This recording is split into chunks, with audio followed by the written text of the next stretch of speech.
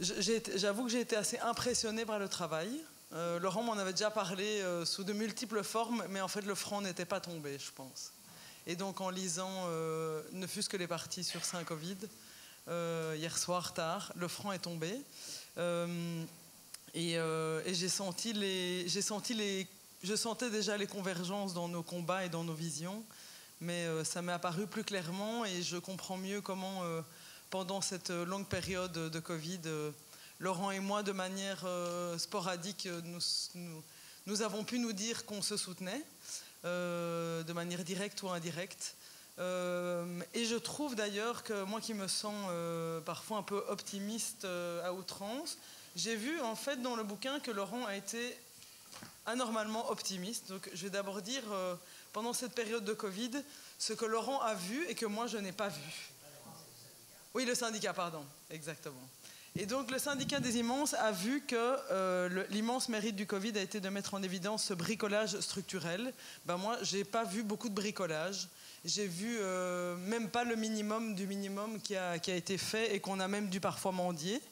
Je trouve ça terrifiant comme on continue à mendier des choses aussi basiques qu'un document qui atteste que nous vivons en rue et que donc on ne peut pas être... on ne peut pas recevoir de PV parce qu'on n'est pas confiné. Comment est-ce qu'on passe encore du temps à chercher des accords sur ce genre de choses, même si je comprends la philosophie, mais je trouve que, en fait, ça dépend de quel bricolage on parle, parce que pour moi, le bricolage, ça peut être quelque chose de très beau, très grand. Mais j'ai même pas trouvé que le gouvernement avait fait preuve, ou les autorités, d'un bricolage créatif, quoi. Quelque chose dit waouh, ils ont vraiment cherché, quoi. Parce que pour moi, dans un bricolage, alors c'est peut-être parce que je suis pas manuel, mais dans un bricolage, on cherche, en fait. On essaye d'assembler les choses. Et moi, en tout cas, je n'ai pas ressenti, mais peut-être que je suis fort pessimiste, qu'on avait vraiment sacrément bricolé pour pouvoir aider les gens. Une autre chose que disaient les immenses, c'est que, en fait, dans une crise, c'est les femmes et les enfants d'abord.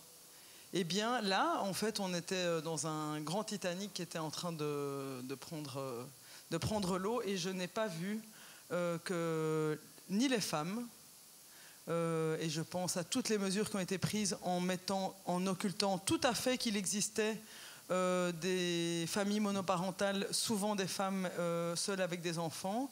Il y a deux choses assez marquantes pendant cette période de Covid, et je peux vous expliquer après la difficulté que j'ai eue à essayer de faire entendre ces choses qui en fait sont très banales et très simples, et donc parfois difficiles à dire quand on est dans un cénacle avec des tableaux Excel, des chiffres et des triples entrées, de dire écoutez, on a un problème, on demande aux gens de recommencer à travailler, mais les enfants sont à la maison, et donc que vont faire les familles monoparentales? Et ça tombe dans un grand puits quand vous dites ça. Alors comme quand ça tombe dans un grand puits, vous le dites une fois, vous le dites deux fois, vous le dites trois fois, à un moment donné, il y a quelque chose qui... En fait, il faut vraiment être tenace pour continuer à dire des choses qui font écho dans le vide comme ça. Alors, on ne sait pas si on vous prend pour une conne, vraiment. Hein. En plus, quand vous êtes une femme, que vous représentez la question sociale, etc. Mais donc, la question aussi à un moment donné, je pense que dans cette période, on a dit aux gens qui devaient aller faire des courses sans enfants.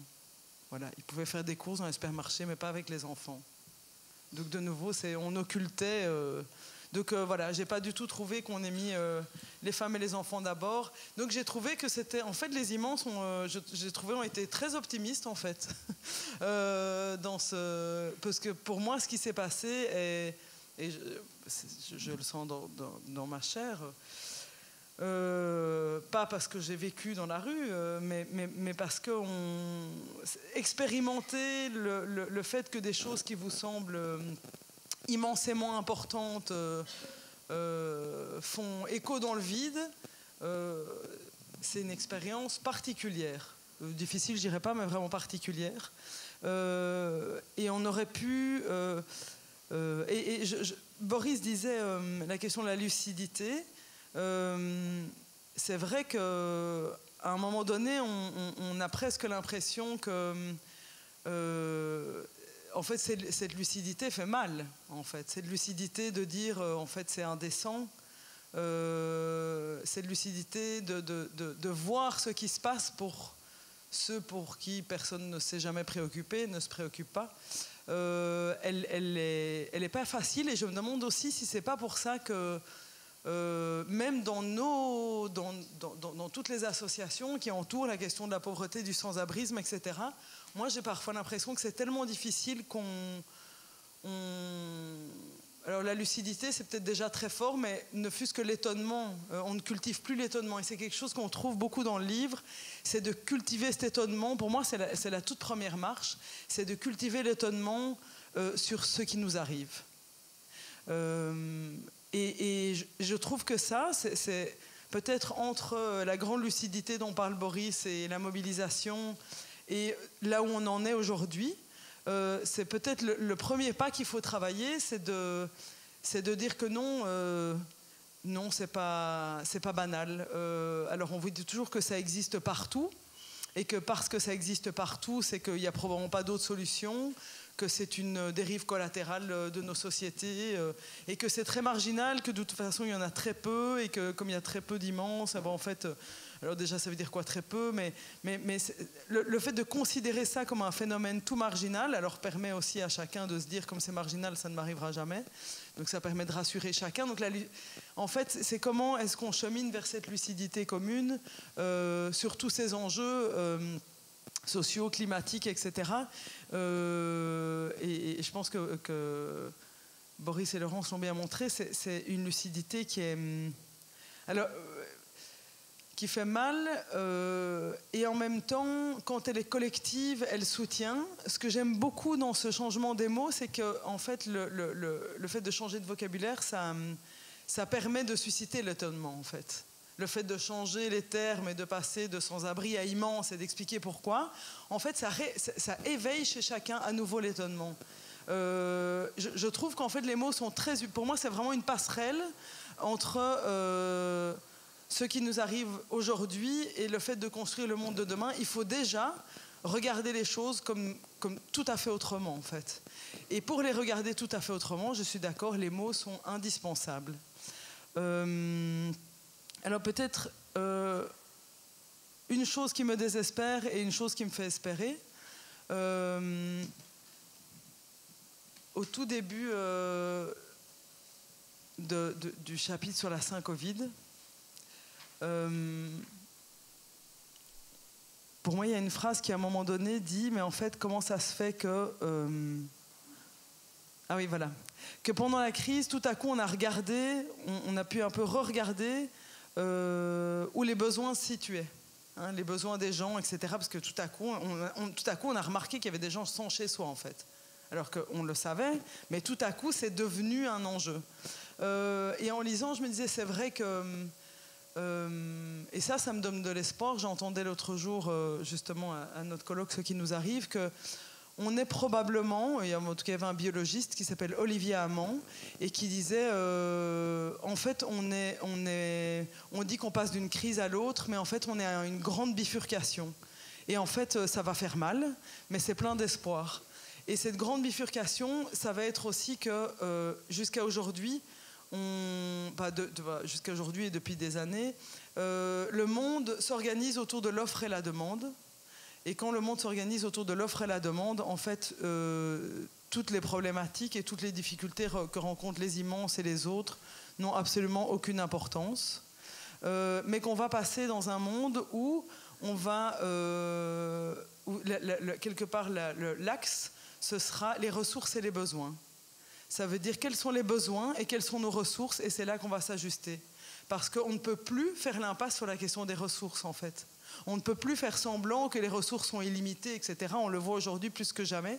Et donc, en tout cas, moi, ça m'a donné plein d'espoir de me dire que si à un moment donné, on commence à regarder quels sont les besoins des gens et quelles sont les ressources de la planète et qu'on les met ensemble, c'est peut-être une très bonne nouvelle. J'aurais dû terminer par la bonne nouvelle parce que, en fait, je vais terminer par quelque chose qui m'est apparu encore plus fort dans ces 2 journées de travail autour de ce qui nous arrive, c'est qu'on est tellement habitué et emballé à devoir mendier des choses. On mendie au gouvernement, on mendie des logements, on mendie des moyens, on mendie de l'aide alimentaire, mais en fait, où en est-on? Comment peut-on encore... Comment ça se fait qu'on mendie comme ça? Comment ça se fait qu'on mendie encore?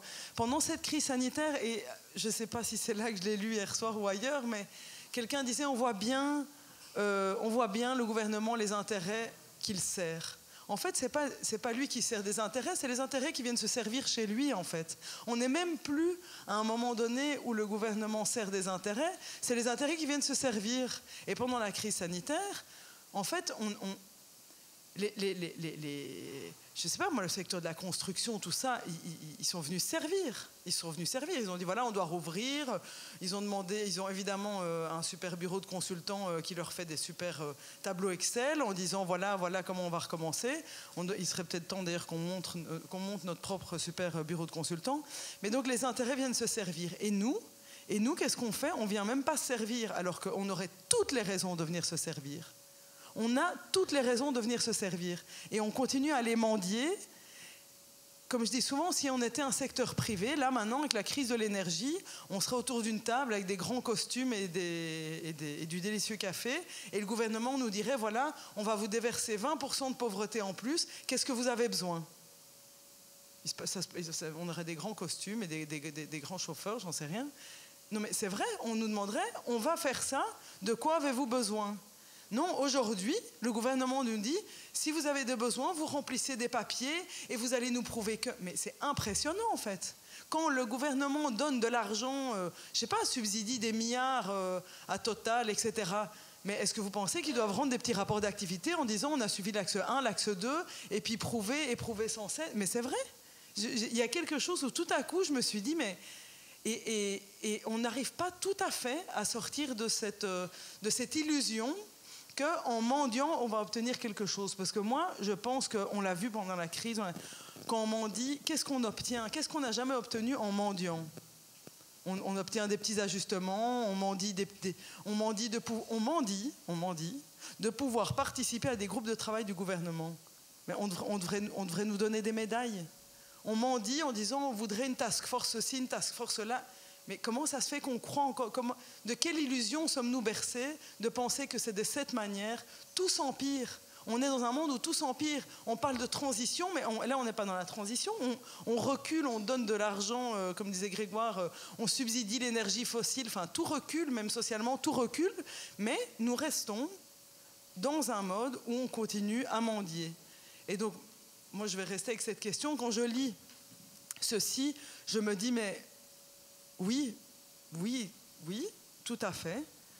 Mais comme dit Boris, comment est-ce qu'on fait aujourd'hui autrement que ce qu'on a toujours fait?